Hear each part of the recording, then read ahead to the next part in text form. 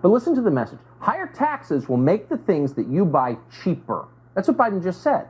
Inflation is up because taxes aren't high enough. Now, it's hardly a defense of corporate America, which we would never defend, to point out that that, as an economic analysis, is completely insane. It's not true. We've lost control of inflation because people like Joe Biden pushed a species of lunacy called modern monetary theory. They printed an endless torrent of fake money to enrich and empower themselves. And by doing that, they crashed the US dollar and made you much poorer. That's what happened. There's not much debate about that. And they're not going to acknowledge it, of course. They can't even be bothered to pretend to care about baby formula shortages. Here's Joe Biden's publicist just yesterday. So I have two questions on baby formula. So first, what is the latest update the White House has received on the current infant formula situation across the country? Yeah, let me see if I have anything new for you on that.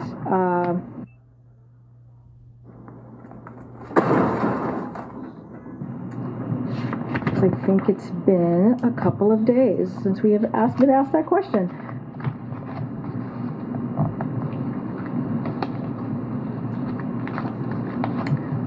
Okay. I don't have anything new. I know we made some announcements last week. I just don't have them in front of me.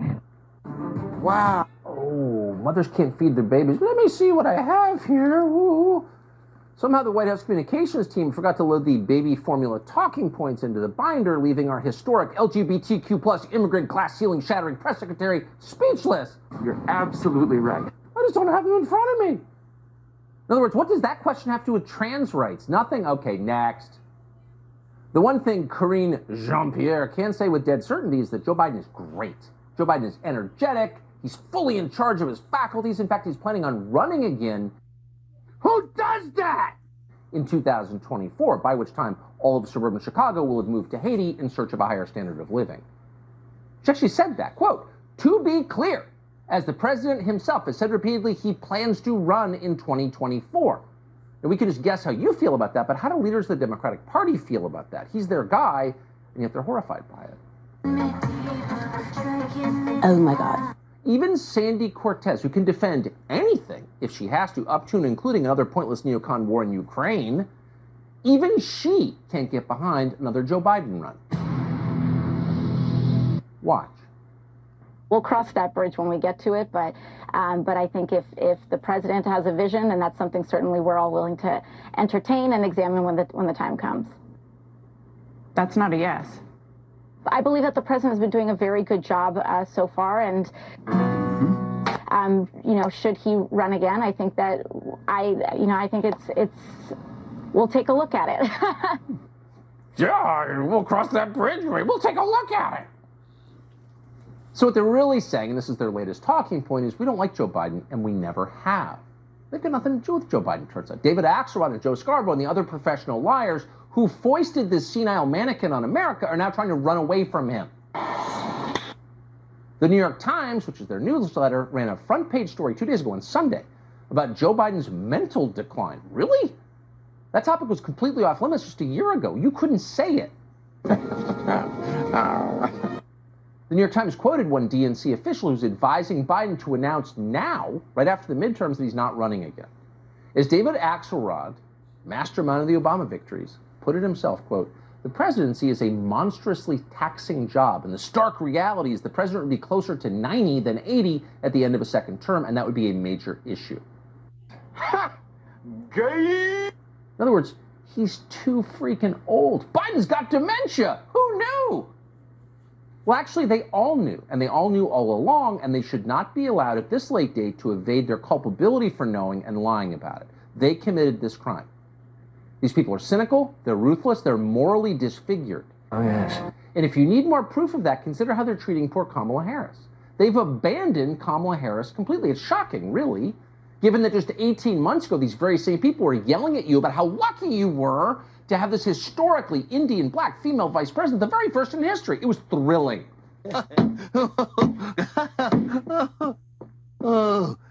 They got emotional just thinking about it. Kamala Harris was that wonderful. Here's a recap. Kamala Harris is being sworn in, the first woman vice president. And our first woman vice president. We'll see our first woman vice president. It will be a historic day. Kamala Harris will be the first woman vice president of the United States. We mark the swearing in of the first woman in American history elected to national office, Vice President Kamala Harris. Don't tell me things can't change. Don't tell me things can't change. Oh, they can change, and they have. That was just the other day. We were getting goosebumps listening to it, but now, wow, they're ghosting Kamala Harris like a bad Tinder date. They're pretending she doesn't exist. In effect, in doing that, the Democratic Party is embracing white supremacy. How? Well, Democratic Party leaders plan to deny Harris a job that she has earned. Wow! Okay! As Democratic nominee and replace her in the next cycle with yet another, wait for it now, white man. Let's try Beto. How about Mayor Pete? Notice a theme here? Pale and male, as they're forever telling us. Because it turns out, diversity isn't actually our strength. Equity and inclusion are fine if you're hiring middle managers at a big company. Yes. You would never hire a middle-aged white guy at Citibank. That's probably illegal. Same with the airlines and hospitals who've got way too many white male pilots and heart surgeons and Supreme Court justices. The Biden administration tells us that constantly. They seem to mean it. They use DOJ to enforce their rules. Yet somehow the most anti-white political party in the English-speaking world is suddenly pushing another white man for president. How does that work? Oh my God. Joe Biden and friends, Ron Klain. Well, it turns out the presidency is a different thing. Affirmative action is essential for vice presidents, obviously. That's how we got Kamala Harris in the first place, but not for presidents. Presidents have too much power, so the usual diversity standards don't apply. We've had 46 white male presidents in a row, and the Democratic Party wants you to have another. Not so fast, racists. Hold on a second. Now, the rest of official Washington may be completely on board with this coup against Kamala Harris. No!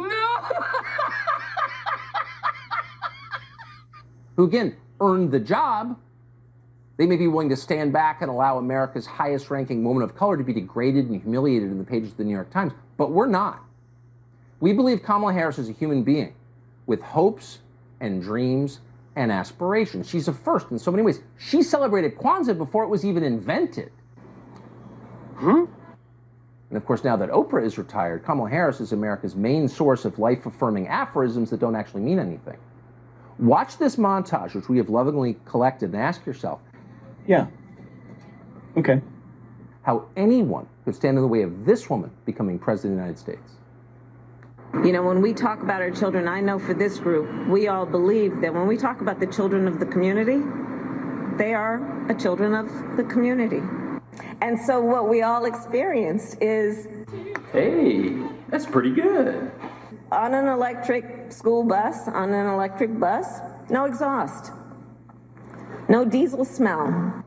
It is time for us to do what we have been doing, and that time is every day. Every day it is time for us to agree. This whole thing about the border, we've been to the border. We've been to the border. You haven't been to the border. And I haven't been to Europe. And I don't think you guys.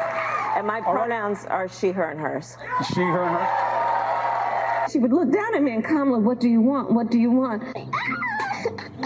And I looked back up at her and I said, freedom! You're gonna literally see the craters on the moon with your own eyes. Oh my goodness. With your own eyes, I'm telling you. We must together, work together to see where we are headed, but also see it as a moment, yes, to together. It is the perspective of a woman who grew up a black child in America, who was also a prosecutor, who also has a mother who arrived here at the age of 19 from India,